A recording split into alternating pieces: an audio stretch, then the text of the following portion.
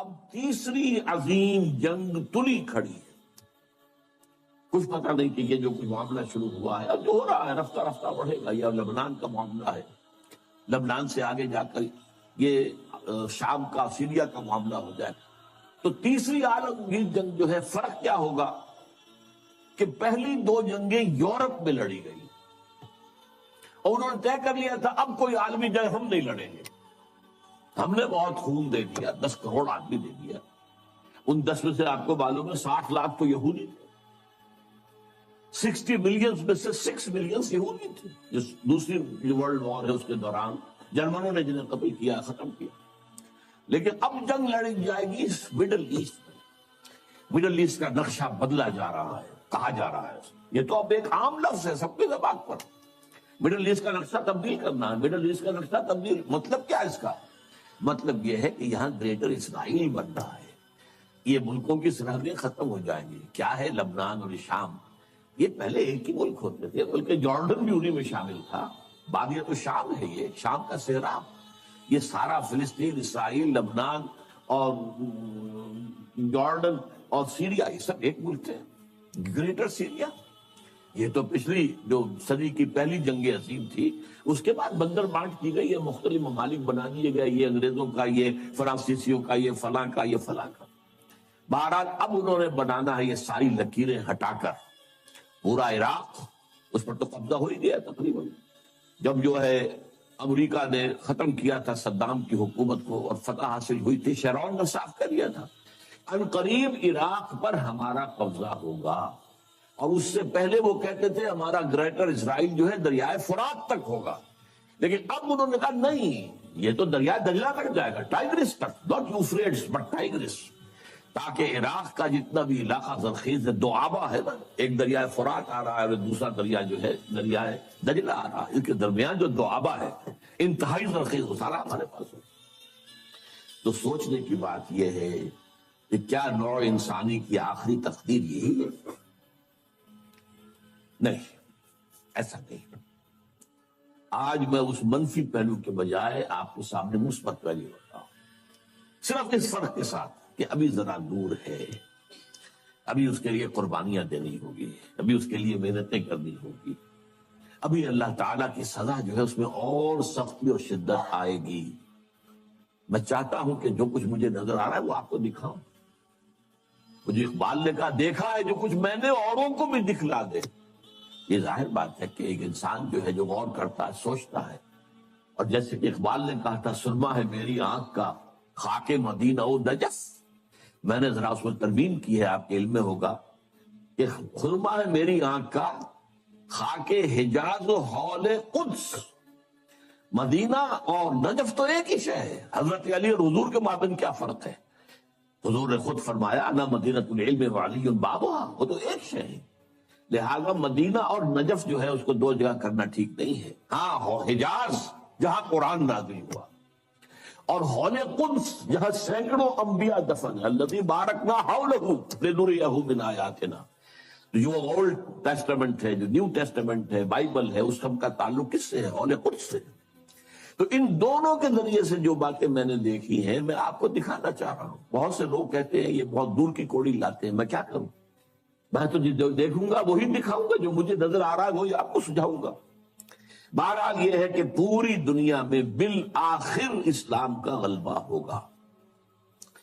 عالمی سطح پر خلافت علی منہاج نبوت قائم ہو کر رہے گی اور پوری دنیا میں امن و امان ہوگا، خوشحالی ہوگی. بڑی طویل حدیث ایک موجود ہے کہ اس کے بعد یہ ہوگا جنگ ختم ہو جائے گی، خونریزی ختم ہو جائے گی، امن و امان ہوگا، خوشحالی اتنی ہوگی کہ زمین اپنے سارے خزانے اگل دے گی، آسمان اپنی ساری برکتیں نازل کر دے گا. یہ دور آنا ہے عالمی غلبہ اسلام اور اللہ کے دین کا غلبہ اور خلافت علی منہاج نبوت کا قیام.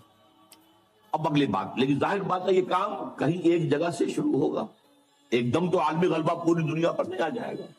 اس بات کو یہیں پر روکیے، اب اس بحث آگے چلے گی ہماری.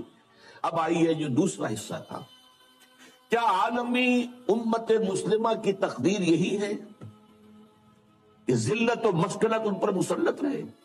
ضربت علیہم الذلۃ والمسکنۃ وباؤوا بغضب من اللہ. جو حشر لبنان کا ہو رہا ہے، جو اس سے پہلے فلسطینیوں کا ہوتا رہا ہے، کیوں نہیں کر سکی دنیا؟ مسلم دنیا چپ، زیادہ سے زیادہ بہت ریزولوشن پاس کر دیں گے. ابھی جایا پترا میں جمع ہو گئے ہیں، بعد ملیشیا میں، اور ریزولوشن پاس کر دیا. اللہ خیر صلی اللہ. No threat. کوئی یہ بھی کہنے کو تیار نہیں کہ ہم اپنے سفارتی تعلقات منقطع کر لیں. نہیں. کوئی یہ کہنے کو تیار نہیں کہ ہم اپنے تجارتی تعلقات منقطع کر لیں گے. نہیں. درخواست ہے تو اسی یونائٹڈ نیشن سے ہے، اور درخواست ہے تو اسی یونائٹڈ اسٹیٹس آف امریکہ سے ہے. وہ سیز فائر کرا. ان کی مرضی سے تو جنگ شروع ہوئی ہے، ان کے پلان کے تحت تو معاملہ ہے.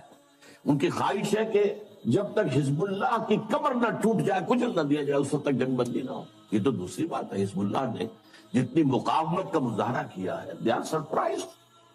یہ ان کے لیے بالکل ایک سرپرائز ہے. اس قدر ہمت جو ہے ایک جو ہے حزب اللہ، جو کہ کوئی ریگولر آرمی نہیں ہے، جس کے پاس ٹینک نہیں ہے، جس کے پاس ہوائی جہاز نہیں ہے.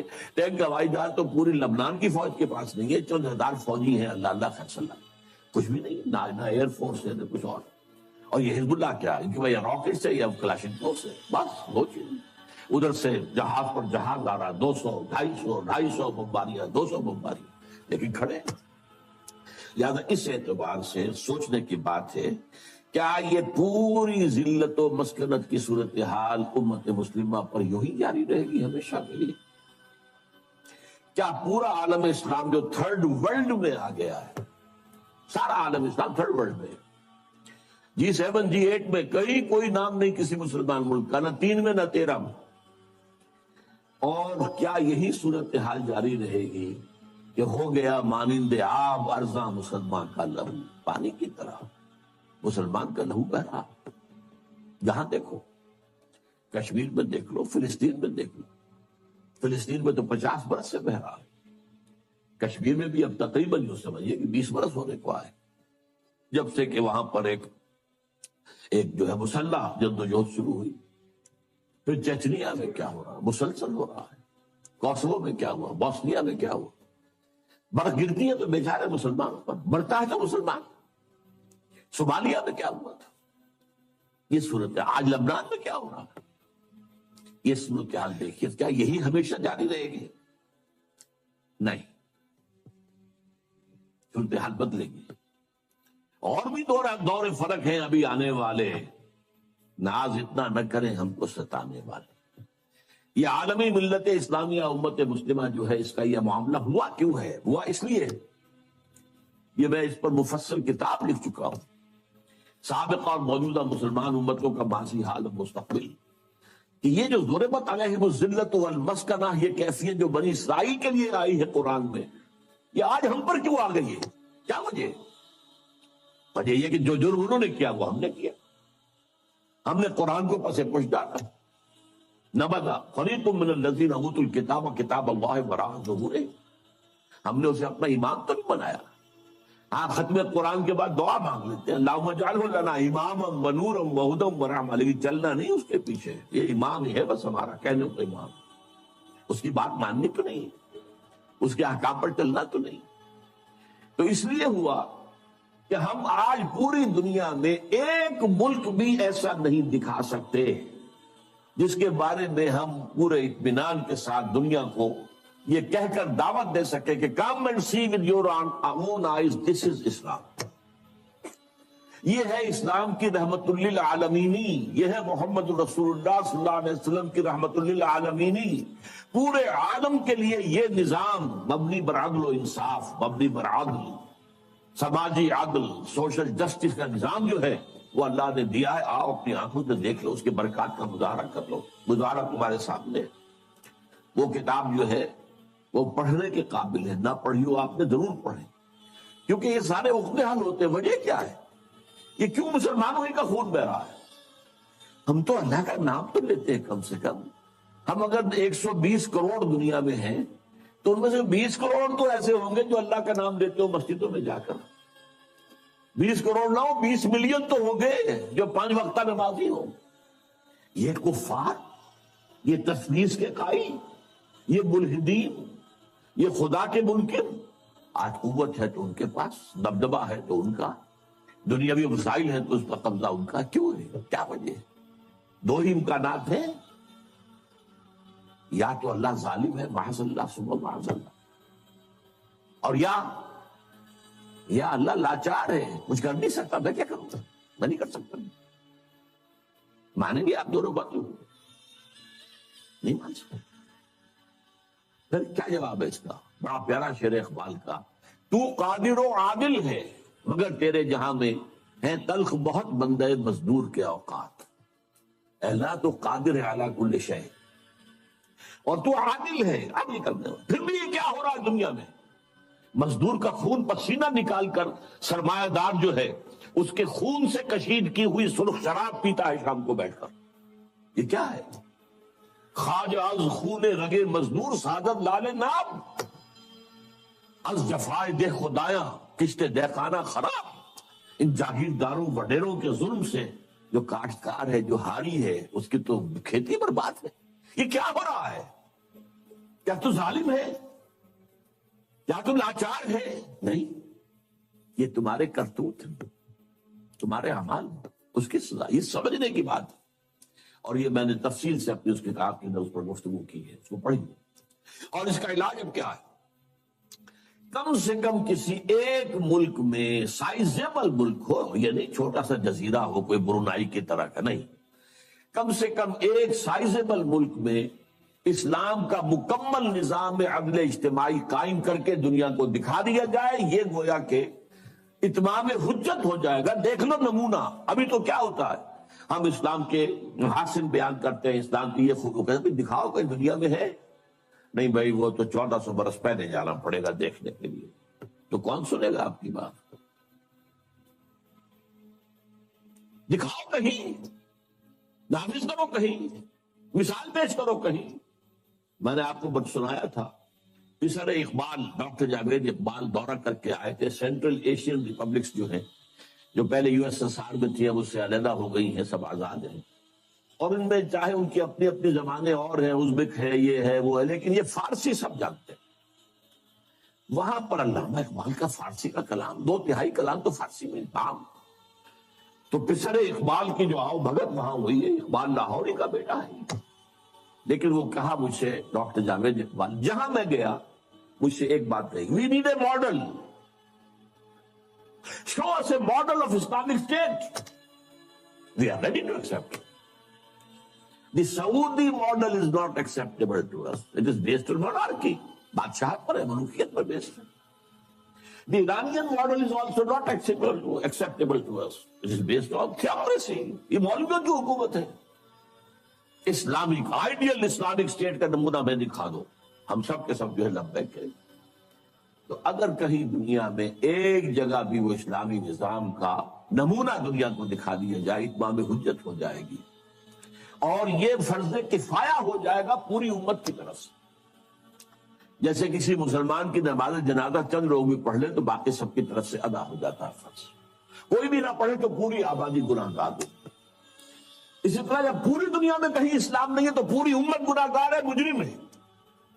اور اگر کہیں ایک جگہ بھی سائزیبل ملک میں آپ وہ نظام دکھا دیں تو فرض کفایہ ہو جائے گا، پھر دنیا لپکے گی اس کی طرف، دوڑے گی۔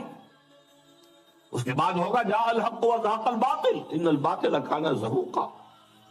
اس کے بعد وہ کیفیت ہو جائے گی جس کا نقشہ اقبال نے کھینچا ہے، آسماں ہوگا سحر کے دور سے آئینہ پوش، اور ظلمت رات کی سیما پا ہو جائے گی، پھر دلوں کو یاد آ جائے گا پیغام سجود، پھر جبیں خاک حرم سے آشنا ہو جائے گی۔ یہ جو عمرے کے لیے جاتے ہیں، حج کے لیے جاتے ہیں، خاک حرم پر اپنی جبین کے لیے دیکھتے ہیں کہ نہیں؟ عالم انسانیت کو یہ پیغام سجود دوبارہ یاد آ جائے گا، اور جبین جو ہے پھر جبین خاک حرم سے آشنا ہو جائے گی۔ آنکھ جو کچھ دیکھتی ہے لب پہ آ سکتا نہیں۔ میں حیرت ہوں کہ دنیا کیا سے کیا ہو جائے گی، اور کیا ہو جائے گی۔ آخری شعر اس نظم کا ہے، شب گریزاں ہوگی آخر جلوہ خورشید سے، اور یہ چمن معمور ہوگا نغمہ توحید سے، لا الہ الا اللہ ان الحکم الا للہ۔ یہ پورے اس روئے ارضی کے اوپر ہو کر رہے گا، لیکن اس کا طریقہ کیا ہے؟ طریقہ وہی ہے، پہلے کسی ایک ملک میں کر دو، پھر وہ گلوبلائز ہو جائے گا۔ آج کی دنیا گلوبلائزیشن کی طرف تو خود ہی جا رہی ہے، یا باطل گلوبلائز ہو رہا ہے یا حق گلوبلائز ہوگا. اب دنیا جو ہے وہ محدود جو ہے سرحدوں میں رہنے والا مسئلہ ختم ہو چکا. نیشن سٹیٹ کا تصور اب جو ہے ختم ہو چکا، معدوم ہو چکا ہے. یہ لکیریں رہ جائیں گی، ملٹی نیشنلز کی حکومت ہوگی، اور جو بھی ہوں گی گلوبلائزیشن کے بعد آپ کو معلوم ہے. اور کہتے بھی ہیں، صحیح کہتے ہیں کہ دنیا جو ہے وہ تو ایک گلوبل ولیج بن چکی. اچھا، یہ سب ہو کر رہے گا. اب میں دو حدیثیں آپ کو سناتا ہوں، پہلے بھی بہت دفعہ سنائی.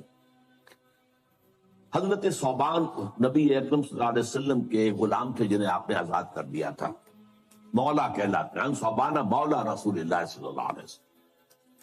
ان کی روایت ہے یہ، اور یہ مسلم شریف میں ہے، کہ میں نے حضور کو فرماتے سنا، ان اللہ یرفع، ان اللہ زوالی الارض، اللہ نے میرے لیے پوری زمین کو طے کر دیا، لپیٹ دیا.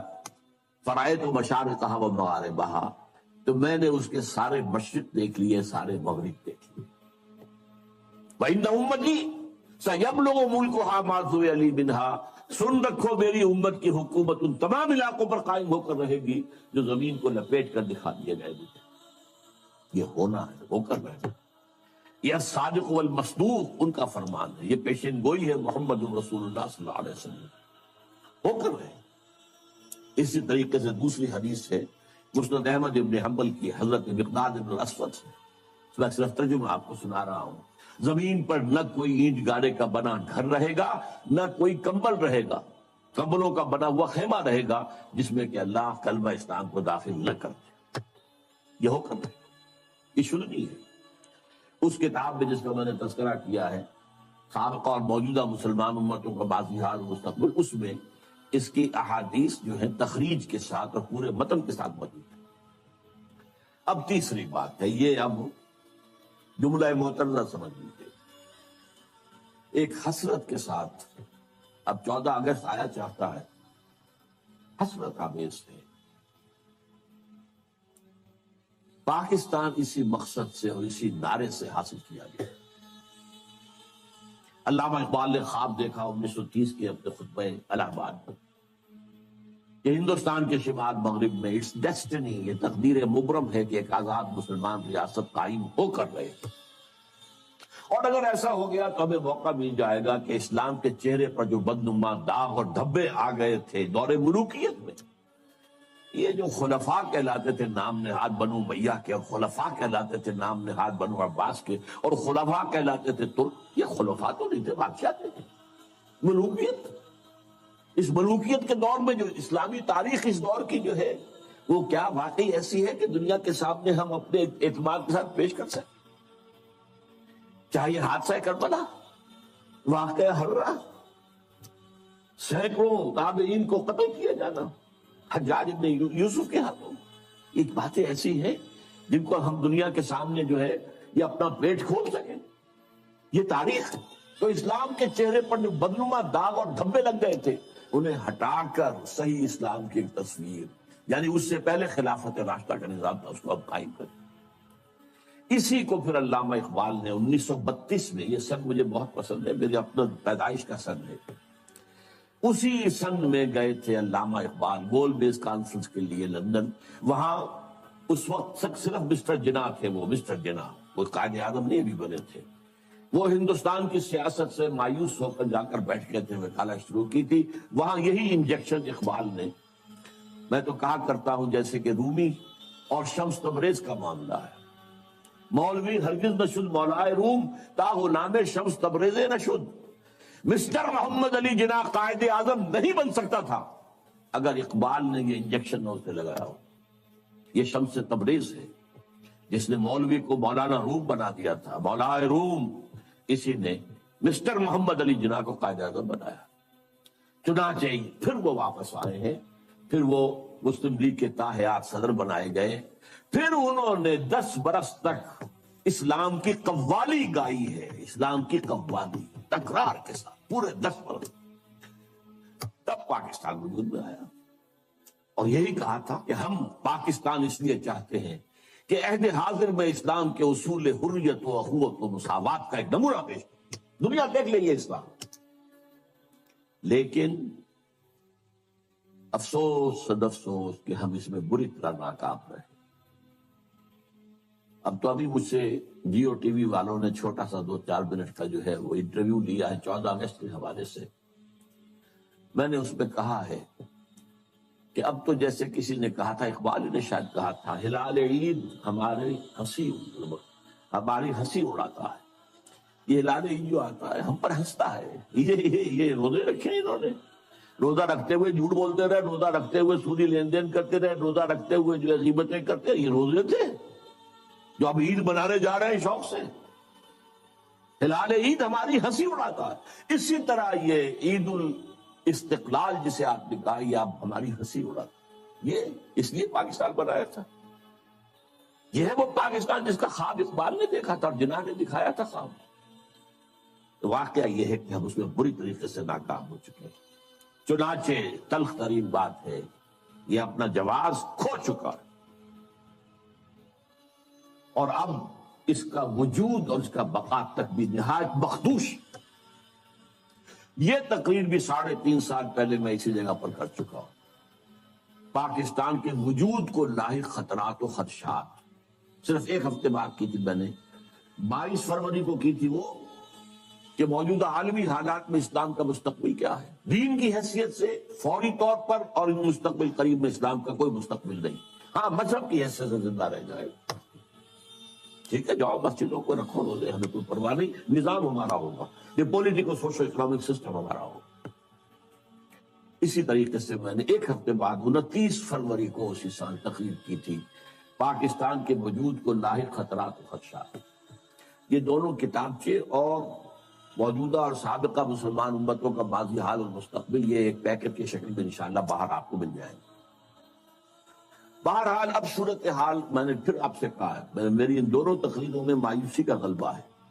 لیکن آج میں وضاحت کر رہا ہوں، یہ مایوسی ہے موجودہ حالات اور قریب کے مستقبل کے اعتبار سے.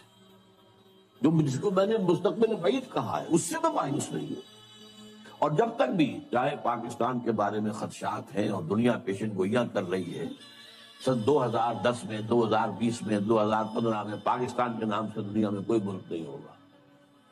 لیکن یہ کہ جب تک سانس تب تک آس. محنت کرنی ہے، جدوجہد کرنی ہے، کوشش جاری رکھنی ہے. بڑی پیاری حدیث ہے حضور کے صلی اللہ علیہ وسلم کہ جس وقت قیامت کا سور پھونک دیا جائے گا اس وقت بھی اگر کوئی بندہ مومن اگر کوئی درخت لگا رہا ہو تو اسے درخت لگانا چاہیے. سور پھونکا جا چکا ہے، معلوم ہے قیامت آ گئی، لیکن نہیں، جو کام تمہارا تھا تم کر رہے تھے اسے پورا کرو. لہذا آخری وقت اگرچہ اب میں سمجھتا ہوں کہ بہت صورتحال جو ہے وہ بہت مخدوش ہے، لیکن جد و جہد جاری رکھنی ہے. اس پر میں آگے آؤں گا کیا جد و جہد. اب آئیے میرا چوتھا نقطہ آج کا کیا ہے. یہ جو اسلام کی گلوبلائزیشن ہوگی، گلوبلائزیشن آف اسلام، جو میں نے کہا مستقبل بعید میں یہ تقدیر مبرم ہے، ہو کر رہی. اس کے 2 فیزز ہوں گے لا محالہ. پہلے کسی ایک ملک میں اسلام قائم ہو اور پھر وہ گلوبلائز ہو جائے. اب نوٹ کیجئے اصل بات جو آج کہہ رہا ہوں پہلی مرتبہ. یہ جو ہمارے ہاں 2 شخصیتوں کے بارے میں احادیث آئی ہے پیشن گوئیاں، حضرت مہدی سلام علیہ اور حضرت عیسیٰ کا بارے دیگر نزول، ان دونوں کا تعلق گلوبلائزیشن آف اسلام سے ہے. اس سے پہلے کسی نہ کسی ملک میں اسلام پہلے قائم ہو چکا ہوگا طریق نبوی پر، جد و جہد سے، عمل سے، کوشش سے، انقلابی جد و جہد سے، ریولوشنری اسٹرگل سے، جان ساریوں سے قربانیاں دے کر اسلام پہلے کہیں قائم ہو چکا ہوگا. پھر اس کی گلوبلائزیشن جو ہے اس کے اندر حضرت مہدی کا بھی ایک پارٹ ہے، اور پھر حضرت عیسیٰ علیہ السلام کا جب وہ دوبارہ آئیں گے اس وقت فیصلہ کن رول ہوگا. لیکن یہ ہے کہ اس سے پہلے کہیں ہوگا. یہ کہاں ہوگا یہ میری آج کی 5ویں بات. اس ضمن میں پہلے تو میں 2 حدیثیں آپ کو سنا دینا چاہتا ہوں. ایک حضرت عبداللہ ابن حارث رضی اللہ تعالیٰ عنہ سے ہے اور یہ سنن ابن ماجہ میں ہے. حضور نے فرمایا یخرج الناس من المشرق یؤطئون للمہدی یعنی سلطانی. مشرق سے فوجیں نکل کر آئیں گی جو عرب میں مہدی سلام علیہ کی حکومت کو قائم کرے، یعنی سلطان ہی. ان کے اقتدار، ان کی طاقت، ان کی قوت کو مستحکم کرے. یعنی پہلے مشرق کے کسی ملک میں اسلامی نظام قائم ہو چکے، تبھی تو آئیں گی نا وہاں سے فوج. یخرج الناس من المشرق یؤتون للمہدی، یعنی سلطانی. اور دوسری حدیث جو ہے اس کے راوی حضرت ابو ہریرہ ہے رضی اللہ تعالی عنہ، اور یہ جامع ترمذی کی روایت ہے. یخرج من خراسان رایات سود لا يردها شيء حتى تنسب بإيلیا. خراسان کے علاقے سے سیاہ جھنڈے لے کر فوجیں چلیں گی، ان کا رخ کوئی نہیں موڑ سکے گا یہاں تک کہ وہ ایلیا میں، یعنی یروشلم میں، بیت المقدس میں جا کر جھنڈے گاڑ دیے جائیں. ان دو حدیثوں کے اعتبار سے نوٹ کیجئے. ایک حدیث میں خراسان کا لفظ ہے، یہ خراسان بزرگ کہلاتا ہے اصل میں، نوٹ کر لیجئے.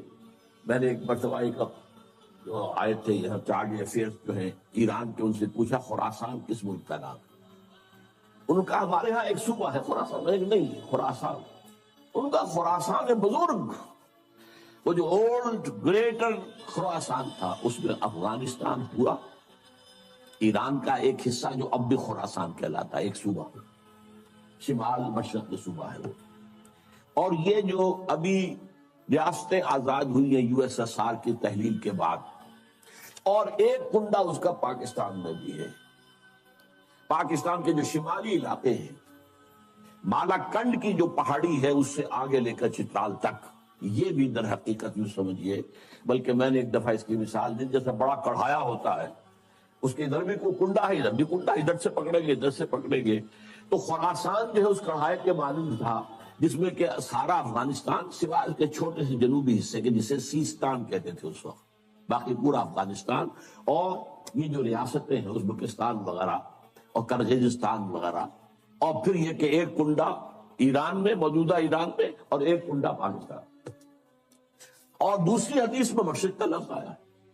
اب ذرا تجزیہ کیجئے کہ مشرق میں نمبر 1، عرب کے مشرق میں نمبر 1 ایران ہے، نمبر 2 افغانستان ہے یا خراسان کہہ لیجیے، نمبر 3 پاکستان ہے، نمبر 4 بھارت ہے. بھارت بھی تو مشرق میں ہے نا. اب اس کا تجزیہ کیجئے. جہاں تک ایران کا تعلق ہے، اگرچہ اس وقت تک تو صورت یہ ہے کہ ماننا پڑتا ہے کہ اگر کچھ ہمت، کچھ جرأت کا مظاہرہ کیا ہے تو صرف اہل تشیع نے کیا ہے. سنی مرے ہوئے ہیں، سنی بری طریقے سے سن ہو چکے. سنیوں کو یہ سبق پڑھا دیا گیا ہے، حاکم فاسق و فاجر ہو، اطاعت کرنی ہے تم نے بس. اللہ یہ کہ کفر کا حکم دے، اسے کیا پڑھیے کفر کا حکم دے گا، وہ خود کفر کرے گا، کرے محل کے اندر جو چاہے کرے، تم نے اطاعت کرنی. سارے بادشاہ بیٹھے ہوئے، کسی کا بال بھی کا نہیں ہوا. ایرانیوں نے اٹھا کے شہنشاہ کو پھینکا، بھگایا وہاں سے، اور اسے جو ہے امریکہ تک نے پناہ دینے سے انکار کر دیا. یہ حال کیا انہوں نے دکھائی ہے نا کچھ ہمت جرأت. اس وقت بھی ایک ہی ملک ہے جو ڈٹ کر بات کر رہا ہے اسرائیل کے خلاف، واحد ملک مسلمان ہے. اس اعتبار سے تو واقعہ یہ ہے کہ ایران کی بڑی اہمیت ہے. لیکن میں افسوس کے ساتھ کہہ رہا ہوں، ایران کے ساتھ 2 ڈرا بیکس ایسے ہیں. ایک تو اس کے اندر نسلی برتری کا احساس بہت ہے، عربوں کو وہ حقیر سمجھتے ہیں. اور نمبر 2 یہ کہ مذہبی تنگ نظری جو ہے، مولویانہ جعفریت جو ہے وہ ان کے رگوں کے اندر سرایت کی ہوئی، تو براڈر آؤٹ لک نہیں آ رہا. اس لیے میرے نزدیک ایران کا رول فوری طور پر کوئی نہیں ہوگا. البتہ یہ ہو سکتا ہے کہ گلوبلائزیشن کا جب مرحلہ آئے گا اسلام کا، اس وقت حضرت مہدی سلام علیہ کا ظہور ہو چکا ہوگا، تو شاید اس مرحلے پر ایران کا اللہ اعلم. اب باقی 3 ملکوں پہ آئیے، افغانستان یا خراسان، پاکستان، بھارت. ایک عجیب تاریخی حقیقت کی طرف توجہ دلا رہا ہوں. تاریخ میں بہت سے ایسے دور گزرے ہیں ہندوستان کی عظمت کے جس میں یہ تینوں ملک ایک تھے. وہ اشوکا کا دور ہو، وکرماجیت کا دور ہو، وہ چندر گپت موریہ کا دور ہو، آپ کو معلوم ہے بدھزم جو ہے اس کا سب سے بڑا مرکز تو افغانستان تھا. سب سے بڑا بت جو ہے وہ تو بامیان میں تھا جسے گرایا ہے طالبان نے. بدھا کا سب سے بڑا مجسمہ وہاں تھا. یہ سارا در حقیقت جو تہذیب گندھارا تہذیب، یہ گندھار کیا ہے؟ گندھارا تہذیب جو ہے وہ تو بدھ مت تہذیب تھی. تو یہ تقریباً ایک ملک میں ہے. پھر پٹھانوں کے دور میں ایک رہے، پھر مغلوں کے دور میں ایک رہے. اور میں اب تاریخی بات یاد دلا رہا ہوں، کوسی جن نے کہا تھا یہ 1971 میں جب یہ بنگلہ دیش کا ہمارا فال ہوا ہے، اس کی تجویز تھی کہ ایک حکومت قائم کی جانی چاہیے، the united states of the great Indian peninsula. اس میں افغانستان، پاکستان، بھارت، بنگلہ دیش کو شامل کیا جائے. بہرحال یہ چیزیں میں نے، اور اب جو کچھ ہو رہا ہے ظاہر بات ہے کہ جب ہمیں دیکھ لیا کہ کمزور ہو رہے ہیں، ان کے پاؤں تو لڑکھڑا ہی رہے، یہ تو خاتمے کے قریبی ہے، تبھی تو امید ہو رہی ہے انہیں کہ کوئی کنفیڈریشن ہو جائے. اڈوانی صاحب نے کھل کر کہا، آج سے پہلے تو کسی نے نہیں کہا تھا. ابھی ہمارے پاؤں جمے ہوئے تھے زمین میں، اب وہ لڑکھڑا رہے. بہرحال اس اعتبار سے ہم نہیں کہہ سکتے کہ یہ تینوں ملک جو ہیں ان میں سے اللہ تعالیٰ، ظاہر بات ہے کہ پہلے تو ہمیں سب سے زیادہ توقع دی پاکستان سے تھی. پاکستان اسی لیے بنایا گیا تھا، اس میں ہم فیل ہو چکے. It has to be admitted. ہم اپنا وجہ جواز کھو چکے ہیں، نظام دیت ختم ہو چکا. اب یہ ہے کہ امریکہ کی آپ جب تک اس کی اسٹریٹجی کے مطابق چلتے رہیں گے وہ آپ کو باقی رکھے گا، ورنہ یہ ہے کہ وہ ختم کر دے.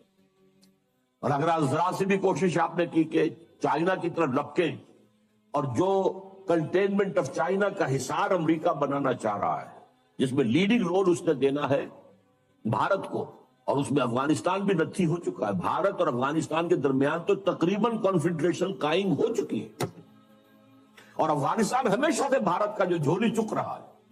یہ تو طالبان کے زمانے میں معاملہ بدلا تھا، یا یہ جو اینٹی رشین جو جہاد وہاں ہوا تھا اس میں معاملہ بدلا تھا. ورنہ آپ کے دل میں یہ ہوگا یا ہونا چاہیے کہ جب پاکستان وجود میں آیا ہے تو یونائٹڈ نیشنز کی ممبرشپ کی قرارداد جب پیش کی گئی کہ پاکستان کو بھی یونائٹڈ نیشنز کا UN کا ممبر بنا لیا جائے، تو ایک ہی ملک دنیا میں تھا جس نے مخالفت کی، اور وہ افغانستان تھا. آج اسی کی روح دوبارہ کرزئی کی شکل میں آپ کے سر پر سوار بیٹھی ہوئی. بہرحال یہ صورتحال جو ہے پاکستان کے بارے میں، اگر پاکستان نے کوشش کی تو پھر یہ کرنچ آئے گا ادھر سے بھی اور ادھر سے بھی. اور امریکہ کسی نہ کسی صورت میں ہماری ایٹمک جو ہے نیوٹرلائز کر کے صلاحیت کو کس شکل میں کرے گا یہ میں نہیں کہہ سکتا. 100 طریقے ان کے پاس موجود. ہمارا سارا نظام ہی جنگ کر دے، کر سکتے، لیکن ڈو اٹ. عراق کا جو پہلی مرتبہ جنگ ہوئی تھی، سارا ان کا جو الیکٹرانک سسٹم کا جنگ کر دیا. کیا کرے گا آپ؟ نہ رائڈر کام کر رہا ہے، نہ کچھ اور کام کر رہا ہے، نہ کمیونیکیشن ہے. کیسے لڑائی؟ بہرحال یا ایک شکل یہ بھی ہے، اگر جو عوامی تحریک قاضی حسین احمد صاحب چلانے کی کوشش کر رہے ہیں، اگر یہ مومنٹم پکڑ گئی تو کیا ہوگا؟ کیوس میں کیا ہوگا؟ یا کوئی نیا مارشل لا، اور یا پھر پاکستان کا خاتمہ. کہ یہ تو اب انسٹیبل ہو گیا معاملہ، اور یہ بڑا اسٹریٹجک ریجن ہے. یہ انسٹیبلٹی جو ہے یہ برداشت نہیں کر سکتے. اللہ عالم، یہ اندیشے ہیں، یہ خطرے ہیں. بہرحال اب اس سے آگے بڑھ کر یقین ہے کہ ہوگا ضرور مشرقی علاقے میں سے کہیں. بھارت کا میں نے ذکر کیوں کیا ہے؟ بھارت تو ایک غیر مسلمان ملک ہے، غیر مسلم ملک ہے، لیکن 18 کروڑ مسلمان وہاں رہتا. پاکستان کی آبادی سے زیادہ مسلمان بھارت کے اندر، اور بھارت کا عام مسلمان پاکستان کے عام مسلمان سے زیادہ مذہبی ہے. نوٹ کریے.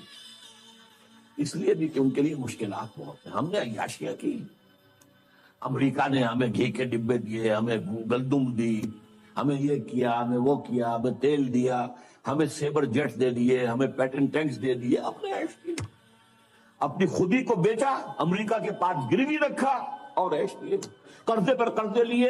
اور ہمارے ہاں جو ہے ایک طبقہ پیدا ہو گیا دنیا کے امیر ترین لوگوں میں سے، دنیا کے امیر ترین جنرلوں کے اندر ہمارے نام آ گئے. اور یہ کیا عظیم محل جو بنے ہیں، یہ ڈیفنس سوسائٹیز جو ہیں، وہ چاہے وہ کراچی کی ہو، لاہور کی ہو، کہیں اور کی، یہ پیسہ کہاں سے آیا؟ قرضوں کا پیسہ جو کہ وہاں سے غبن ہوا، اور وہی واپس جا کر امریکہ کے سوئٹزرلینڈ کے بینکوں کے اندر ڈپازٹ بھی ہو گئے۔ یہ سارا معاملہ ہمارا ہوا ہے۔ لیکن جیسا کہ میں نے عرض کیا، ایک اعتبار سے اب میں اس وقت گریٹر انڈیا کی بات کر رہا ہوں، پاکستان جمع بھارت جمع بنگلہ دیش، اس کا جو خاص رول تاریخ میں رہا ہے وہ میں نے کئی دفعہ بیان کیا، اس وقت صرف گنواؤں گا۔ سلسلہ مجددین جو ختم نبوت کے بعد سب سے بڑا سلسلہ ہے رشد و ہدایت کا، 1000 برس تک عالم عرب میں رہا، 11ویں صدی سے ہندوستان میں آ گیا۔ مجدد الفسانی کہاں؟ سرحد میں دفن، ایسٹ پنجاب۔ 12ویں صدی کے مجدد شاہ ولی اللہ کہاں دفن ہے؟ دلی میں دفن۔ 13ویں صدی کے مجدد شہید ہوئے بالا کوٹ میں۔ 14ویں صدی کے مجدد دفن ہے دیوبند میں۔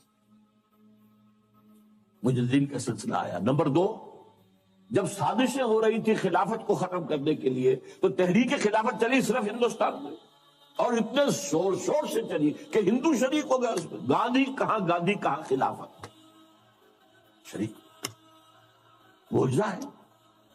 پھر ہر جگہ پر مسلمانوں نے آزادی حاصل کی لوکل نیشنلزم کی بنیاد پر، عرب نیشنلزم، ملئی نیشنلزم، اور مسلمانوں نے ملک بنایا پاکستان اسلام کی بنیاد، مسلم نیشن ہوڈ، اسلام کے بنیاد۔ پھر یہ پاکستان وجود میں آیا ہے معجزے کے طور۔ اس میں بھی میری کتاب ہے، کاش کہ آپ لوگوں کے پڑھنے کی کوئی عادت ہو، دلچسپی ہو۔ استحکام پاکستان کے نام سے کتاب میں نے ثابت کیا پاکستان کا قیام معجزہ، اور سب سے بڑی بات، پاکستان لیلۃ القدر میں نازل ہوئی۔ اللہ تعالیٰ نے ہمیں کیا کیا چیزیں عطا کی تھی جن میں سے ہم نے کسی کا حق ادا نہیں کیا۔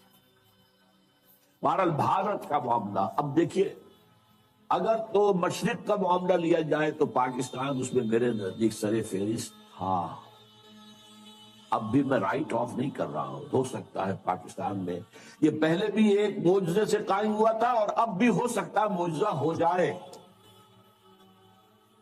پھر دلوں کو یاد آ جائے پیام سجدہ، اور پھر زمین خاک حرم سے آشنا ہو جائے، ہو سکتا ہے، پھر دلوں کو یاد آ جائے گا پیغام سجود، پھر زمین خاک حرم سے آشنا ہو سکتا ہے، معجزے کے طور پر ہوگا۔ حالات اس کی طرف کوئی امید افزا صورتحال ہمیں نہیں دکھا۔ اب آئیے، یہ ہوگا کیسے؟ اس کیسے کے پہلی بات تو یہ ہے کہ پہلے کیسے ہوا تھا ویسے ہی ہوگا، اور اس کیسے کے 2 حصے۔ پہلے افراد کو تیار کرنا، افراد میں انقلاب برپا کرنا، دین کو افراد پر قائم کرنا، پھر افراد کا جمع ہو کر ایک طاقت بننا، اور کفر سے اور الحاد سے اور مادہ پرستی سے اور باطل سے اور طاغوت سے ٹکرا کر، جانے دے کر اللہ کے دین کو قائم کرنا۔ یہ 2 مرحلے ہیں۔ پہلے انسان معزوز، پہلے انسان تو لاؤ بھائی، یہ جو زیروز ہیں ان سے کیا بنے گا؟ آدمی لاؤ، وہ آدمی جن میں یقین ہو دل کے اندر، وہ آدمی جن کا کردار پختہ ہو، وہ آدمی جن کی زندگی جن کے دل سے ہر آرزو نکل جائے سوائے اللہ کی رضا کے اور آخرت کی فلاح کے۔ آؤ لاؤ، آدمی لاؤ۔ یہ پہلا مرحلہ۔ 12 برس تک مکے میں یہ کام ہوا ہے، اور میں ابھی پرسوں جمعے میں تقریر کر چکا ہوں۔ اس کے لیے عنوان کیا ہے؟ جہاد بالقرآن۔ یہ بھی مکی دور کے درمیانی زمانے کی صورت ہے، سورۃ الفرقان، جس کی پہلی آیت کیا ہے؟ تبارک الذی نزل الفرقان علی عبدہ لیکون للعالمین نذیرا، اور پھر آگے چل کر فرمایا فلا تطع الکافرین وجاہدہم بہ جہادا کبیرا۔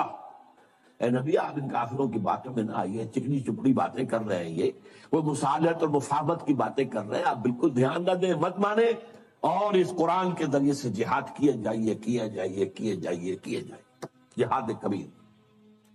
تو پہلی بات یہ ہے کہ پہلے بھی یہ ہوا تھا تو قرآن سے ہوا تھا۔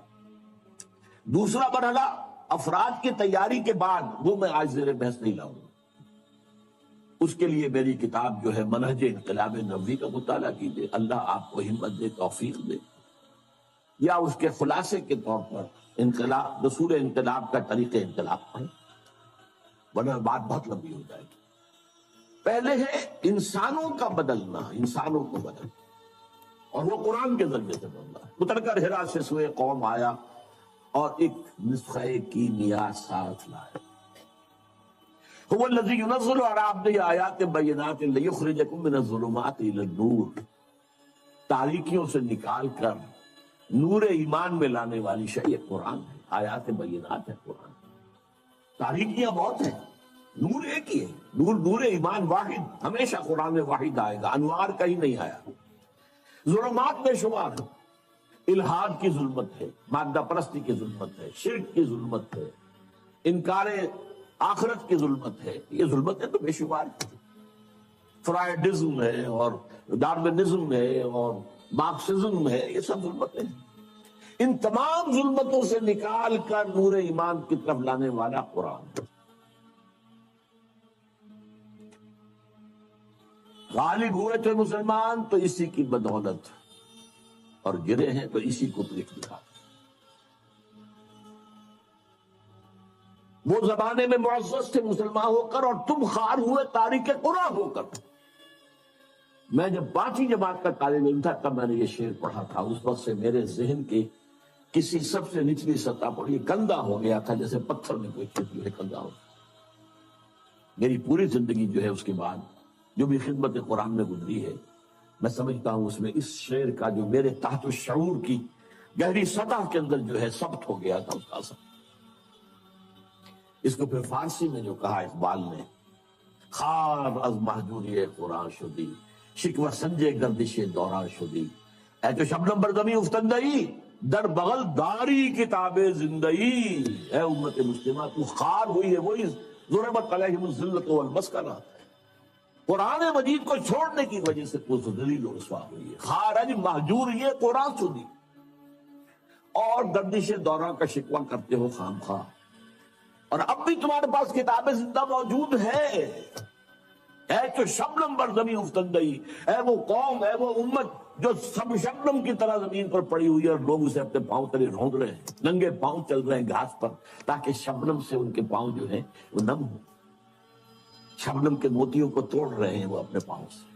اے تو شبنم بر زمین افتندئی، در بغل داری کتاب زندئی۔ تو عروج پر، بام عروج پر پہنچایا عربوں کو قرآن نے۔ زوال کیوں ہوا امت کا؟ قرآن کو چھوڑ کر۔ اب اس کو سمجھیے، اس کا تجزیہ کیجئے۔ ہم یہ بھی کہہ سکتے ہیں کہ ہمارا زوال ہوا ضعف ایمان کے باعث، اور ضعف ایمان کا سبب قرآن سے دوری، اس لیے کہ ایمان حقیقی، قلبی یقین والا ایمان، اس کا منبع اور سرچشمہ صرف اور صرف قرآن۔ اچھا ایسا ہوا کیوں؟ یہ جو باتیں اب میں آپ کو بتا رہا ہوں، یہ میری ایک اور کتاب کے مباحث ہے، دعوت رجوع القرآن کا منظر اور پس منظر۔ وہ تو میں آج یہاں چاہتا تھا کہ یہاں پہ لایا جائے تاکہ آپ لوگ اس کتاب کو فوری طور پر خرید لیں، لیکن یہ ہے کہ معلوم ہوا کہ ہمارے ہاں آؤٹ آف اسٹاک ہے، اس وقت وہ کتاب ہے نہیں، مجھے افسوس ہوا۔ بہرحال قرآن سے دوری کیوں ہوئی؟ اس کے 2 سبب تھے جو اس کے آغاز میں ہوئے۔ پہلا نیچرل تھا، جب وہ تحریک تھی، جد و جہد تھی، ابھی جہاد جاری تھا، تو زیادہ ضرورت ایمان کی تھی، یقین کی تھی۔ جب اسلام ایک ریاست بن گیا، اب زیادہ اہمیت قانون کی ہو۔ اب اسلام بنیاد ہے، ریاست کا شہری کون ہے؟ مسلمان۔ ایمان تو دل کی ایک شے ہے نا، چھپی ہوئی شے ہے، اور نہ گنتی میں آئے نہ تول میں آئے۔ ایمان پر سے توجہ ہٹی، اسلام پر جم گئی، قرآن پر سے توجہ ہٹی اور فقہ اور حدیث پر جم گئی۔ قانون شریعت کے اصل منبع، اگرچہ پہلے تو ایسے ہے کہ سب سے پہلی سورس قرآن ہے، یہ قرآن کا تو بہت تھوڑا سا حصہ ہے یہ جو فقہی مباحث پر مشتمل ہے۔ ساری آیتیں جمع کرنے قرآن کی جن کا تعلق قانون شریعت سے ہو تو ایک پارہ بنے گا بمشکل۔ باقی اصل جو شریعت کے منبع ہیں وہ تو حدیث ہے، پھر اس پر قیاس ہے، غور و فکر ہے، اجتہاد ہے، سوچ بچار ہے۔ یہ تو توجہ جو ہے ہٹ گئی، شفٹ آف ایمفیسس، ایمان سے ہٹ کر اسلام پر، قرآن سے ہٹ کر حدیث اور فقہ۔ اور دوسرا ایک منفی پہلو بھی تھا، جب ملوکیت آ گئی، سرمایہ داری آ گئی، لوگوں نے یہ سمجھا، سرمایہ داروں نے، بادشاہوں نے، یہ قرآن بند ہی رہے تو بہتر ہے، ورنہ اس میں لوگوں کو ہماری شکلیں نظر آ جائیں گی۔ یہ ابو لہب کا کردار ہم نے جو اپنایا ہوا ہے، الذی جمع مالا وعددہ یحسب ان مالہ اخلدہ، یہ جو قرآن کنڈیم کرتا ہے، جو ملوکیت کو ختم کرتا ہے، اگر یہ عام ہو، لوگوں کی توجہ اس پر مرکوز ہو، تو لوگ تو پھر ہمارے طرف ہو جائیں گے، غریبانوں پر ہمارے ہاتھ آ جائیں گے۔ تو بن ہی رہے تو اچھا بھائی پڑھ کر صرف ثواب لے لیا کرو بس۔ اور آج ہماری ایک بہت بڑی تحریک تبلیغی جماعت جو اسی کی دائی ہے، قرآن کا ترجمہ مت کرو، وہ علماء کریں گے جو 14 سال کی تعلیم حاصل کریں گے، وہ کریں گے، تمہارا کام نہیں۔ تو صرف قرآن پڑھ کر یا پھر ٹھیک ہے 14 سال کی تعلیم حاصل کرو، ورنہ فتویٰ لینا ان سے لے لو، باقی تمہیں قرآن سے کیا سروکار ہے، گمراہ ہو جاؤ گے۔ یہ فلسفہ باقاعدہ عام کیا۔ اور تیسرا سبب ایک طبعی سبب تھا، عربی زبان یوں سمجھیے کہ یہ جزیرہ نما عرب ہے، اس سے اسلام جب نکلا تو مشرق میں بھی گیا، مغرب میں بھی گیا، شمال میں زیادہ نہیں ہوئی پیش قدمی، اس لیے کہ کوہ قاف آ گیا، کوکیشین ماؤنٹینز جو ہیں وہ رکاوٹ بن گئے، لیکن مشرق عراق سے ہو کر ایران، ایران سے پھر خراسان، ادھر شام سے ہو کر پھر صحرائے سینا سے گزر کر پھر یہ مصر ہے اور لیبیا ہے اور یہ ہے اور وہ ہے، اٹلانٹک تک۔ اب ایک بڑا باریک فرق ہے، اس میں ذرا غور کریں۔ عربی زبان مشرق کی طرف نہیں جا سکی، اسلام تو گیا، عربی زبان نہیں گئی، اس لیے کہ پرشین لینگویج بہت مضبوط زبان تھی، پرشین کلچر بہت مضبوط کلچر تھا، عربی اس کو ڈسپلیس نہیں کر سکی، ریپلیس نہیں کر سکی۔ چنانچہ ان تمام علاقوں کے اندر سرکاری زبان فارسی رہی ہے، ہمارے ہاں مغلوں کی زبان فارسی، اس سے پہلے جو خاندان غلامہ اور خاندان جو بھی تھے، لودھی تھے، خلجی تھے، فلاں تھے، سب فارسی، سرکاری زبان فارسی، عربی کا سروکار ہی نہیں۔ یہ خاص طور پر ہمارے مشرقی ممالک کی محرومی کا سبب بن گیا۔ مغرب میں ثقافتی اعتبار سے خلا تھا، خلا کو عربی نے پر کر لیا، پورا شمالی افریقہ عرب ہے، عرب بولتے۔ اس حقیقت کو ذہن میں رکھیے تو ہمارا خاص طور پر، اور جو ہمارا اس وقت کا موضوع مشرقی ممالک، جو مشرقی ممالک تھے وہ عربی سے محروم رہے۔ یہاں عربی زبان صرف علماء، اور وہ بھی عربی زبان میں قرآن سے اتنا ان کو دلچسپی نہیں تھی جتنی فقہ سے اور حدیث، بلکہ حدیث سے بھی بہت کم، فقہ ہی فقہ تھی۔ اب ایک اور تاریخی جو ہے ذرا جائزہ لے لیجئے۔ دیکھیے بر عظیم پاک و ہند میں پہلے اسلام آیا تھا سن 92-93 ہجری میں، 712-713 عیسوی، محمد بن قاسم کے زیر قیادت۔ یہ خالص عربی اسلام تھا، ابھی نہ فقہ تھی، نہ حنفی، نہ مالکی، نہ شافعی، کچھ نہیں تھا، نہ معتزلی تھے، نہ کچھ اور تھے، یہ سب ایک ہی عرب اسلام تھا، اس میں عجم کا کوئی دخل نہیں، لیکن یہ بہت شارٹ لیوڈ رہا۔ پھر جو اسلام یہاں آیا ہے شمال مغربی دروں سے، درہ خیبر سے اور درہ گومل سے اور درہ ٹوچی سے، یہ جو اسلام آیا ہے 300 برس بعد آیا تھا۔ اس اسلام میں دو چیزیں پیوست تھیں، حنفیت کٹر، حنفیت ہی اسلام میں گویا، باقی تو گویا اسلام نہیں تھی، اور تصوف جس کے اندر کے وحدت الوجودی، بلکہ یہاں تک کہ عوامی سطح پر ہمہ اس کے تصورات۔ پاک ہندوستان کی تقدیر بنا ہے وہ اسلام. عربی زبان صرف علماء یا پھر فقہ جو ہے قاضی بھی ہوتا تھا، چاہے مسلمانوں کی حکومت کے نظام اسلامی نہیں تھا، سیاسی قانون تو اسلامی نافذ تھا نا، شریعت تو نافذ تھی. تو قاضی چاہیے تھے، مجسٹریٹس، مفتی چاہیے تھے، لیگل ایکسپرٹس، خطیب چاہیے تھے، یہ سب فقہ پڑھتے.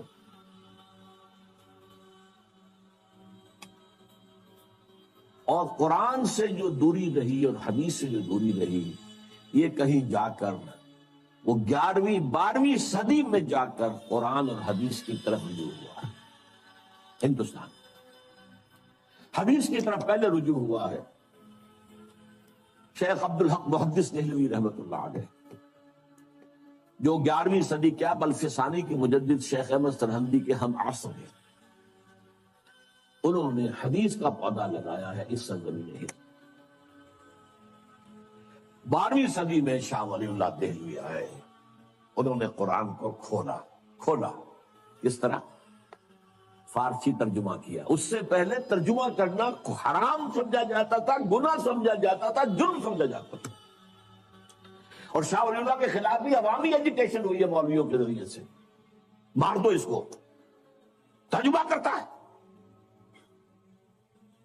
اور 2 افغانی، انہیں ولایتی کہتے تھے اس زمانے میں، یہ ولایت تھا نا، دوسرا ملک تھا. 2 ولایتی بلا لیے گئے تھے. فتح پوری کی مسجد میں عصر کے بعد درس حدیث دیا کرتے تھے، وہاں سے نکلے ہیں تو کھڑے ہوئے تھے وہ 2 پٹھان، 2 افغان قتل کرنے کے لیے. لیکن کچھ روب ایسا پڑا ان پر شاہ صاحب کی نورانیت کا یا شخصیت کا کہ وہ قتل نہیں کر سکتے، ورنہ قتل کر دیں. بہرحال حدیث کا. اور پھر دوسرے انہوں نے الفاظ الکبیر کتاب لکھی، جسے عام آدمی کے لیے بھی فہم قرآن کی کوشش کرنا ممکن ہو گیا. پھر ان کے 3 بیٹے، 4 میں سے 3 بیٹوں نے قرآن کے ترجمے کیے اردو میں.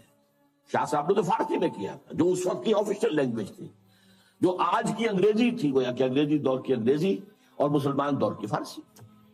اسی لیے تو وہ آپ کے ہاں کہاوت ہے نا، پڑھے فارسی اور بیچے تیل، دیکھو رے قسمت کے کھیل. فارسی پڑھ کے تو اسے سرکاری عہدیدار ہونا چاہیے، یہ تیل کیوں بیچ رہا ہے؟ اور یہی حال ہمارا بعد میں ہوا انگریزی کا.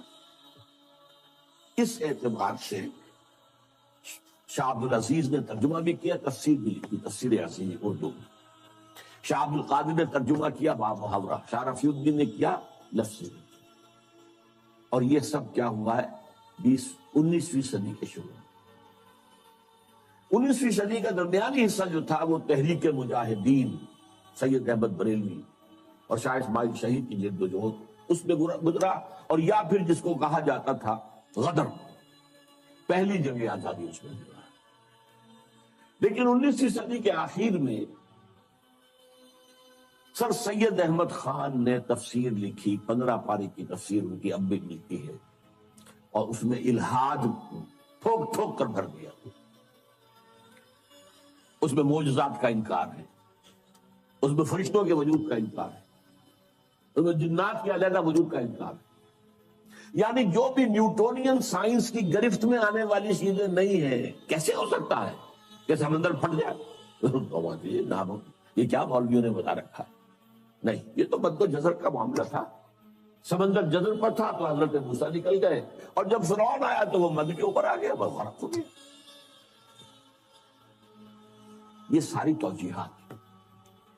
فرشتے کوئی نہیں، فرشتے فورسز آف دی نیچر کا نام.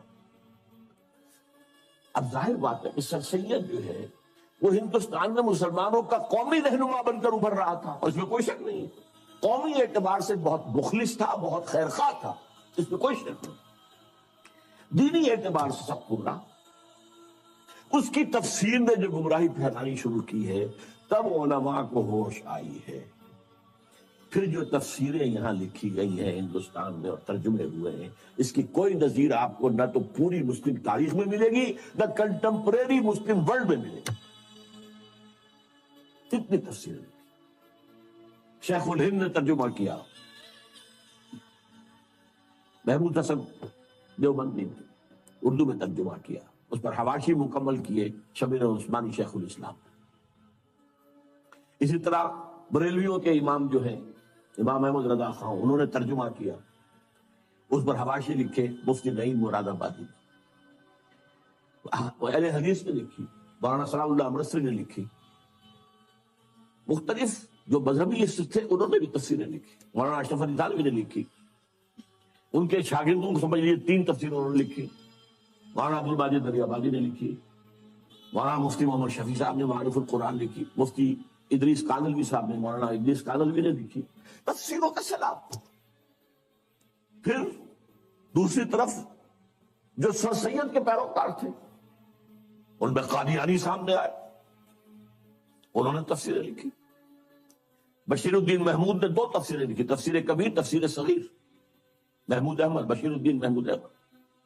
مولوی محمد علی کی تفسیر جو تھی انگریزی کی، وہ بہت مقبول ہوئی، اس لیے کہ اس وقت تک انگریزی میں کوئی ترجمہ اور تفسیر تھی ہی نہیں، اور جدید جو طبقہ پیدا ہو رہا تھا جو مسلمانوں کا انگریزی پڑھ کر انہیں ظاہر بات ہے کہ ضرورت تھی انگریزی۔ اسی طرح علامہ مشرقی سائنٹیفک قسم کی جو توجیحات انہوں نے کی، لیکن یہ میں نے کہا ایک تو رائٹسٹ ایک لیفٹسٹ علماء، یہ رائٹسٹ دیوبندی بریلوی اہل حدیث، یہ سر سید کے جو چیلے تھے وہ علامہ مشرقی ہوں یا قادیانی ہوں یا یہ کہ پرویزی ہوں، اہل قرآن ہوں، یہ دوسری طرف۔ درمیان میں 3 شاخیں تھیں۔ ایک شاخ تھی ابو الکلام آزاد، ابو الاعلیٰ مودودی۔ ابو الکلام کی تفسیر میں آگے تہلکہ مچا دیا تھا، اگرچہ وہ پوری نہیں ہے اور تفسیر بھی نہیں ہے، ترجمہ ہے زیادہ تر، کچھ حواشی۔ اور مولانا مودودی کی تفسیر القرآن پوری دنیا میں پھیلی، اس میں کوئی شک نہیں۔ اسی طریقے سے علامہ اقبال اگرچہ مفسر نہیں ہے لیکن ان کا کلام جو ہے اس میں قرآنی حقائق جس طرح سموئے گئے ہیں، میں انہیں مفسر مانتا ہوں۔ اور ڈاکٹر فی الدین جنہوں نے قرآن علم جدید نامی کتاب لکھی۔ تیسرے مولانا فراہی اور مولانا اصلاحی، یہ شاخیں ہیں۔ اور یہ میں نے آپ کو صرف میری کتاب پڑھی ہے، جب چھپ جائے گی دوبارہ نیا ایڈیشن آ جائے گا، دعوت نزول القرآن کے منظر اور پس منظر۔ یہ ایک سیلاب آیا ہے اس بر عظیم پاک و ہند میں تفاسیر کا، تراجم کا، اور یہ واقعہ یہ ہے کہ اس کی کوئی نظیر، جیسا کہ میں نے کہا ہے، نہ تو ہماری پچھلی تاریخ دے سکتی ہے اور نہ کنٹمپریری مسلم ورلڈ میں کسی ملک میں اتنا کام ہوا ہے قرآن۔ اب اللہ کے فضل سے اب آگے بڑھ رہے ہیں، تحریک رجوع الی القرآن ایک تحریک کی شکل میں۔ اس کی توفیق اللہ نے اپنے ایک بہت ہی حقیر اور ناچیز بندے کو دی ہے۔ میں نے اس کام کا بیڑا اٹھایا، 19 برس کی عمر سے میں نے درس قرآن دینا شروع کیا، جبکہ میں جمعیت طلبہ کا کارکن تھا۔ عربی میں نے ہائی اسکول میں پڑھی تھی، عربی گرامر مجھے مستحضر تھی اللہ کے فضل سے، اور اس کے بعد سے لے کر آج تک میں درس قرآن کرتا ہوں، ایک تحریک کی شکل میں۔ یہ کوئی روایتی درس نہیں ہے، میں کوئی عالم دین نہیں ہوں روایتی، میں مفسر نہیں ہوں، معاذ اللہ۔ مجھ سے لوگوں نے کہا آپ تفسیر کیوں نہیں لکھ رہے، میرا اس کی حیثیت ہی نہیں۔ میں قرآن کا داعی ہوں، مبلغ ہوں، قرآن کا خادم ہوں، قرآن کا پیغام اور قرآن کی حکمت، ان دونوں کو میں عام کر رہا ہوں۔ لیکن تفسیر لکھنا جو ہے یہ ایک بہت بڑی ذمہ داری کا کام ہے، میں اس کا اہل نہیں ہوں۔ ایک صاحب نے ایک زمانے میں بہت زور لگایا تھا آگے ترجمہ لکھ، جس زمانے میں الہدا کا ڈنکا بج رہا تھا اس ملک میں، سن 81-82 کی بات کر رہا ہوں، الہدا پروگرام میرا پاکستان ٹیلی ویژن کا۔ تو ایک صاحب نے سوچا کہ ان کے نام سے کوئی ترجمہ بازار میں آ گیا تو بہت بک جائے گا، میرے پیچھے پڑے رہے۔ اب فوت ہو گئے، افضل نام تھا ان کا۔ کیا آپ میں نے کہا بھائی میں نہیں کر سکتا یہ کام، میں اس کا اہل نہیں، آپ ترجمہ لکھ 4-6 تفسیریں ترجمے سامنے رکھ کے آپ لکھ لیجیے بس۔ میں نے کہا خدا کے لیے نہیں، تو میرا کوئی دعویٰ مفسر ہونے کا نہیں ہے، میرا کوئی دعویٰ مترجم ہونے کا بھی نہیں۔ ترجموں میں بھی میں مدد لیتا ہوں اس تراجم سے، اس میں ہے فائدہ، اگرچہ عربی زبان کا کچھ نہ کچھ فہم اللہ نے شبویت دی۔ بہرحال یہ تحریک نزول القرآن جو ہے یہ ایک فضل عظیم ہوا ہے اس حقیر سے بندے پر، اس نے اس کو تحریک کی شکل دی ہے۔ اچھا اس میں جو ہے دیکھیے جو چیزیں لڑیاں میں نے گنوائی ہیں، رائٹ، لیفٹ، سینٹر، ان میں سے 4 کو الحمدللہ الحمدللہ الحمدللہ اللہ کا فضل ہے، اس نے میری ذات میں جمع کر دیا۔ اس کو میں نے تفصیل سے بیان کیا ہے اپنی اسی کتاب میں. جیسے ایک حوض کے اندر 4 نالیوں سے پانی آ رہا ہے. ایک نالی ابوین، ابو العلا، ابو الکلام، اسلام کا تحریکی انداز، قرآن کی تحریکی تفسیر وہ ان کے ہیں. دوسری ہی این، فراحی، اصلاحی، قرآن کا نظم، قرآن کا ربط، قرآن کا فکری استدلال، یہ ان کا موضوع. تیسری ڈاکٹرین، اقبال اور رفیع الدین، قرآن اور علم جدید، فلسفہ جدید، فلسفہ قدیم، ان سب کے حوالے سے قرآن کی تفسیر وہ اقبال ہے. اور شیخین، میرے 2 شیخ ہیں، شیخ الہند جنہیں میں 14ویں صدی ہجری کا مجدد اعظم سمجھتا ہوں، محمود حسن دیوبندی، جن کا ترجمہ اور پہلے 5 پاروں کے حواشی بھی ان کے اپنے لکھے ہوئے. تفسیر عثمانی کہلاتی ہے اس لیے کہ باقی 25 پاروں کے حواشی جو ہیں وہ شیخ الاسلام، پاکستان کے واحد شیخ الاسلام ہیں. اور شاید اسی لیے ہے کہ میں شیخین کہہ سکوں. میرے 2 شیخین ہیں، 2 ابوین ہیں، 2 دخترین ہیں، 2 ہیین ہیں. ان 4 نالیوں سے، 4 پائپ سے میری حوضی کے اندر پانی آیا. اس پر اضافہ جو ہے یہ کہ اللہ نے مجھے منطقی ذہن دیا تھا. میں نے منطق پڑھی کبھی نہیں، اور میری تعلیم میں سائنس کا بیک گراؤنڈ شامل ہو گیا. ان سب کے اثر بھی ہوا. پھر اب دیکھیے، گن لیجیے، صرف وقت نہیں ہے میرے پاس، تیزی سے ختم ہو رہا ہے. عوامی درس قرآن جس کا ذکر کیا شیخ الہند نے 1920 میں، وہ اللہ نے ہمارے ذریعے سے کروایا. 500 700 درس قرآن کے اندر اتوار کی صبح کو لوگ جمع ہوتے ہیں.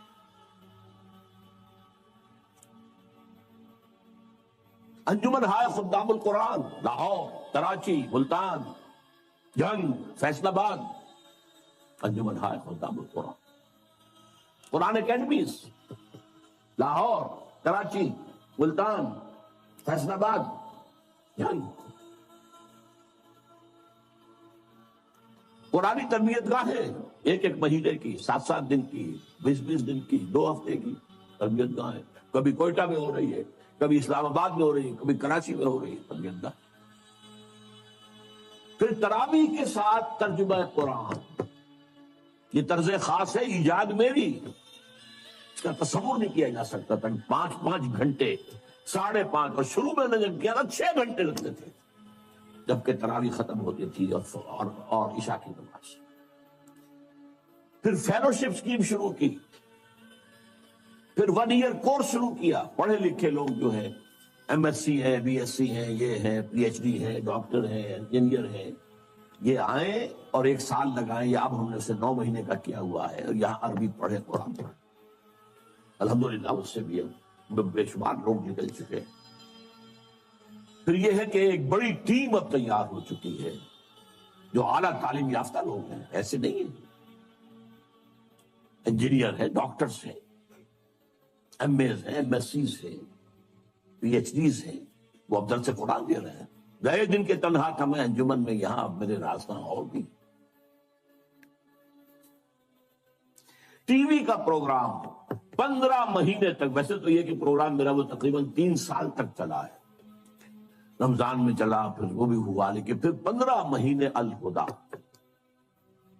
اور اب جو کچھ ہو رہا ہے، اب پوری دنیا میں ڈنکا بج رہا ہے. 1998 کا میرا بیان القرآن جو ہے تراویح کے ساتھ کیا ہوا، وہ ARY کے ذریعے سے، اسلام چینل کے ذریعے سے، اور نہ معلوم کتنے اور چینل ہیں، لندن بیس چینل ہے، اس پر چل رہے ہیں. پوری دنیا سے اس کے اندر ڈنکا بج رہا ہے. اب یہاں نوٹ کیجئے وہ آیات جو میں نے شروع میں پڑھی تھی. کیا یہ سب کچھ بیکار جائے گا؟ کیا اس کا کوئی نتیجہ نکلے گا؟ نہیں. اتنی بڑی قرآنی تحریک کا، پھر میں کہوں گا پوری اسلامی تاریخ کے اندر کوئی مثال نہیں ہے. یہ میں اپنے کسی ذوق اور تکبر کے وجہ سے حقائق ہے جو بیان کروں. اما بنعمت ربک فحدث، عوامی سطح پر یہ تحریک. تو علماء جو ہے اپنے مدرسوں میں وہ بھی تھوڑا بہت قرآن پڑھتے تھے، باقی سارا جو ہے زور ان کا جو ہے وہ فقہ پر یا کچھ حدیث پر، بس قرآن پر تو نہیں تھا. بہرحال میں نے آپ کو وہ آیات سنائی، طٰہٰ مَا أَنزَلْنَا إِلَيْكَ الْقُرْآنَ لِتَشْقَىٰ. آپ ناکام نہیں ہوں گے، قرآن آپ پر اس لیے نازل نہیں کیا گیا وبالحق انزلناه وبالحق نزل وما ارسلناك الا مبشرا ونذيرا انه لقول فصل وما هو بالهزل انهم يكيدون كيدا واكيد كيدا.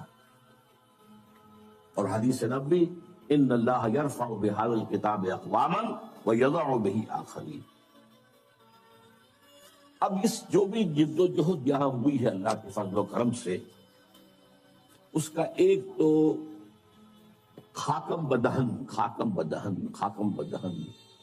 منفی نتیجہ نکلنے کا اندیشہ ہے پاکستان کے حق میں. جتنے بڑے پیمانے پر یہ دعوت نزول قرآن اس ملک میں چلی ہے، اور پھر بھی یہاں عوام کے اندر کوئی اسلامی تحریک برپا نہیں ہو سکتی. عوام کا رخ نہیں ہوا.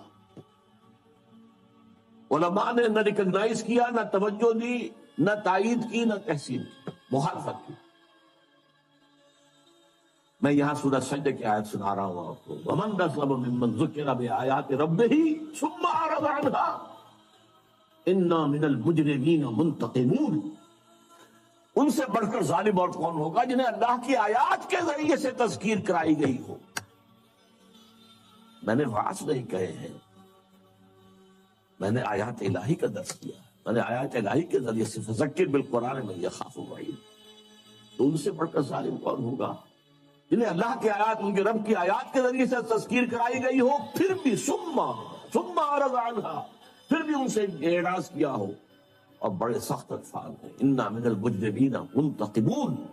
ہم ایسے مجرموں سے تو انتقام لے کر رہیں گے. اللہ ہمیں اپنی پناہ میں رکھ لے، ہمیں معاف کرے. اور دوسری بات، السلام علیکم. اس چینل کو اسرار احمد آرکائیو سبسکرائب کریں، اپنے دوستوں کے ساتھ شیئر کریں، اور ایسے ہی مزید ویڈیو دیکھنے کے لیے چینل کے ساتھ جڑے رہیں. جزاک اللہ.